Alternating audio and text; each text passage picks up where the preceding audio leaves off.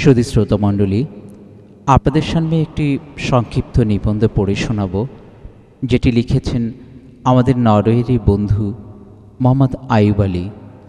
তার নিবন্ধের শিরোনাম এ কেমন বাংলাদেশ। 2 দশকের ব্রিটিশ ও 2.5 দশকের পাকিস্তানি শোষণের পরে 9 মাস যুদ্ধের শেষে 30 লক্ষেরও বেশি শহীদের প্রাণের বিনিময় এবং লক্ষ লক্ষ বঙ্গনারীর সতীত্ব বিকিয়ে জন্মেছে বাংলাদেশ নামক রাষ্ট্র।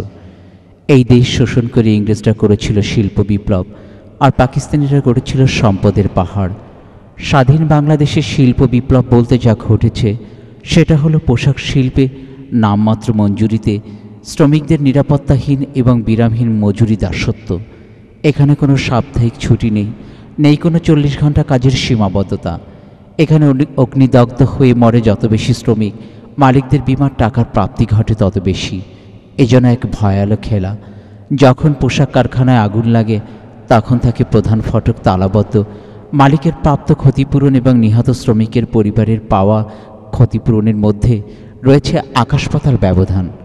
বর্তমানে বাংলাদেশের গড় মাথাপিছু আয় $400 কিছু বেশি।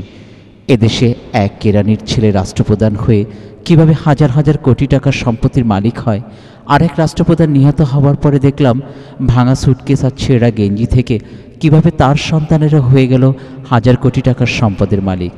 এ পরিবর্তন থেকে বুঝতে না পারলেও একটা প্রশ্ন জাগে মনে, 22 পরিবারের পাকিস্তানের বদলে আমরা কয় পরিবারের স্বাধীন বাংলাদেশ পেলাম? এই স্বাধীন দেশে রাষ্ট্রপ্রধান নিজের বাসভবনে হিসেবে গণভবন হস্তান্তরের বিল সংসদে পাস হয়, যদিও পরবর্তীতে বিরোধী দল ক্ষমতা এসে সে বিল বাতিল করে দেয়।